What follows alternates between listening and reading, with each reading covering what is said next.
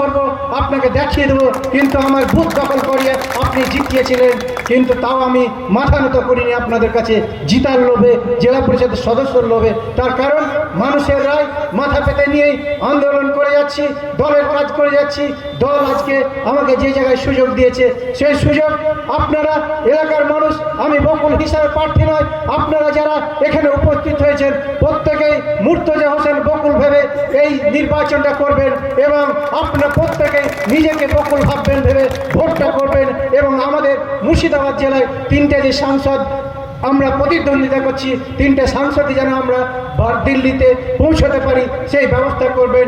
এই দুটি কথা বলে সকলকে আন্তরিক অভিনন্দন জানিয়ে কংগ্রেসের যে 7ই মে নির্বাচন, সেই নির্বাচনে আমাদের প্রার্থীদেরকে ভোটে জিতিয়ে জয়যুক্ত করবেন, এই আহ্বান রেখে সকলকে আন্তরিক অভিনন্দন জানিয়ে আমার সংক্ষিপ্ত বক্তব্য শেষ করছি।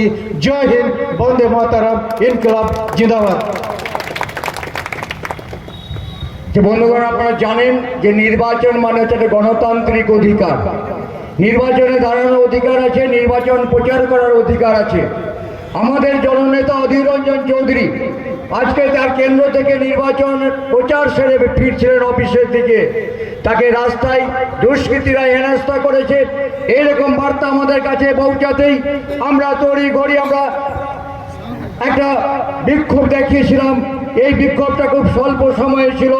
আগামী দিনে যদি এরকম ঘটনা আমাদের চোখে আসে, আমরা লাগাতার আন্দোলন বিক্ষোভে যাব, কারণ গণতান্ত্রিক অধিকারকে কেউ হরণ করবে এটা আমরা মনে নিতে পারবো না।